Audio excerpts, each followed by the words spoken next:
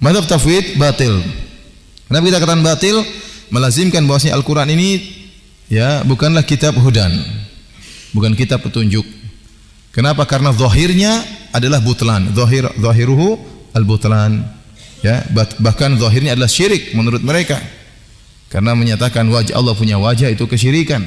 Sampai ada sebagian ahlul bidah di zaman sekarang menyatakan kitab yang ditulis oleh misalnya oleh para salaf, para aimatus salaf, kitabut tauhid, kata mereka maksudnya kitabus syirik. Ada kitabus sunnah, ada sebagian salaf, sebagian ulama salaf yang menulis kitab judulnya kitabus sunnah yang menjelaskan tentang mazhab ahlus sunnah dalam masalah sifat. Mereka katakan itu kitabus syirik.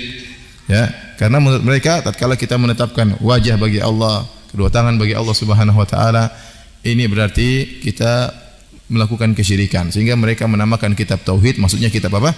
Kitab syirik ya. Berarti kelazimannya kenapa mazhab tafwid demikian juga mazhab ta'wil sama. Mazhab tafwid dan mazhab ta'wil menganggap zahir daripada nusus adalah kesyirikan, zahir daripada nusus adalah kebatilan.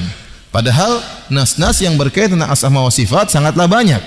Ya, sifat-sifat Allah banyak sekali. Kalau kita buka Al-Qur'an menyebutkan tentang sifat-sifat Allah Subhanahu wa taala, Allah murka, Allah ridha, ya, banyak sekali ya. Allah mendengar, Allah melihat, kedua tangan Allah, wajah Allah, banyak sekali dalam Al-Qur'anul Karim ya. Ya, tentang sifat-sifat Allah. Kalau ini semua zahirnya adalah batil, ya, maka seakan-akan apalagi kalau kita berbicara tentang sifatul ulu, tentang menunjukkan Allah di atas, sangat banyak ayat-ayat tentang Allah menunjukkan bahwasanya Allah berada di atas. Nah, kalau ini semua zahirnya adalah butlan, ya, maka Al-Qur'an itu bukan kitab petunjuk. Al-Quran itu bukan Arabiyyun mubin, bukan kitab yang Arab yang jelas, enggak jelas semuanya. Ya. Bagaimana kita katakan kitab petunjuk sementara zahirnya kesyirikan? Jadi seakan-akan Allah menurunkan Al-Quran yang isinya zahirnya adalah kesyirikan. Padahal maksud Allah bukan demikian. Lah, ini berarti bukan kitab petunjuk, kitab kesesatan. Kitab dhalal atau kitab idlal, ya ini kitab untuk menyesatkan dan kitab kesesatan. Ya, ini makanya Syekhul Islam Taimiyah mengatakan mazhab ta'wil min syarri madhab ahlul bidah, ya, termasuk dari madhab ahlul bidah yang paling buruk karena ditinjau dari konsekuensi dari madhab ini. Ya, sekarang kalau kita bicara tentang masalah ulu, ayat terlalu banyak, ratusan ayat, terlalu banyak ayat menunjukkan malaikat turun dari atas ke bawah melapor kepada Allah Subhanahu wa taala, ya, bahwasanya Allah di atas. Terlalu banyak ayat seperti ini, terlalu banyak bahwasanya Allah sebagian hamba-hamba di sisi Allah Subhanahu wa taala. Allah mengangkat Nabi Isa sisi Allah Subhanahu wa taala. Terlalu banyak hadis Nabi sallallahu alaihi wasallam ya, yang menunjukkan bahwasanya Allah di atas, terlalu banyak. Nah, kalau ini semua ditakwil maksudnya bukan di atas, berarti terlalu banyak ayat yang zahirnya batil, dan ini melazimkan Al-Qur'an adalah bukan kitab hudan, bukan kitab petunjuk, tapi kitab apa? Kebatilan. Paham maksudnya? Jelas paham? Benar. Yang kedua, ya, mazhab tafwid dia mutanaqid, dia sendiri kontradiksi dalam mazhabnya tersebut. Kenapa saya katakan kontradiksi? Ya, karena bagaimana Anda mengatakan bahwasanya zahir nusus itu batil, sementara Anda tidak tahu hakikat apa maksudnya.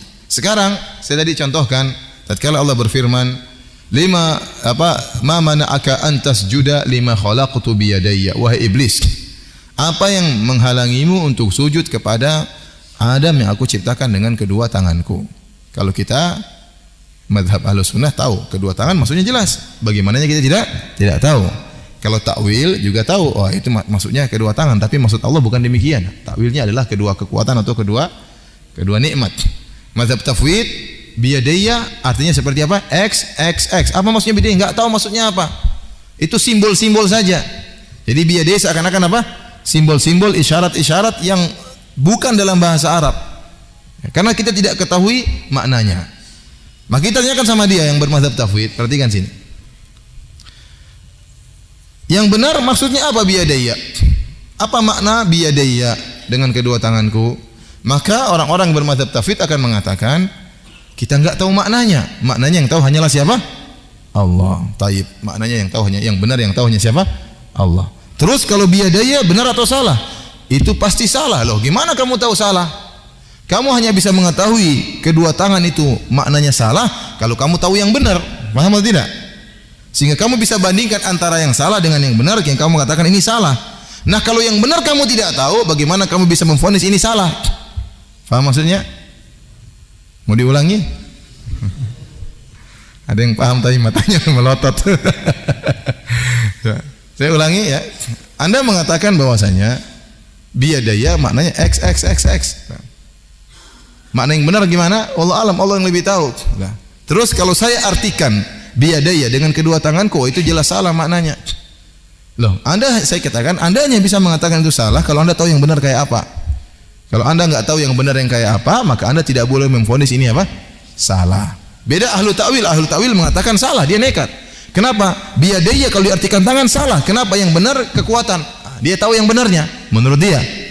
Sehingga dia berhak memvonis bahwasanya ini adalah salah. Paham maksudnya? Saya ulangi, ahlu ta'wil mereka mengatakan biyadaya kalau diartikan dengan kedua tangan itu salah. Dan mereka berhak mengatakan demikian karena mereka tahu yang benar artinya kekuatan, sehingga mereka berhak mengatakan salah. Nah, ahlu tafwid tidak berhak Anda menyalahkan. Kenapa? Karena Anda tidak tahu makna yang benar. Yang mana yang benar Anda serahkan kepada Allah. Bagaimana bisa memvonis kalau kedua tangan artinya salah? Paham? Makanya ini melazimkan bahwasanya Al-Qur'an zahirnya adalah batil.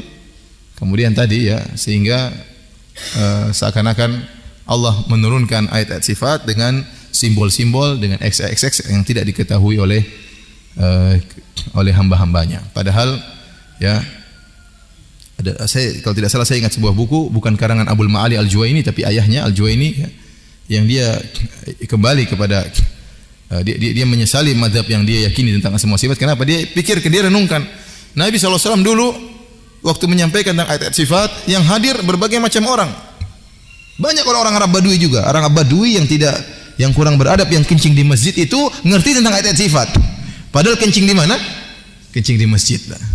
Nah, kalau ternyata ayat sifat itu harus ditakwil gini, gimana Arab Badui tadi paham semua? Enggak ada yang paham kalau begitu. Terus bagaimana Al-Quran mau dipahami oleh orang-orang kaum muslimin?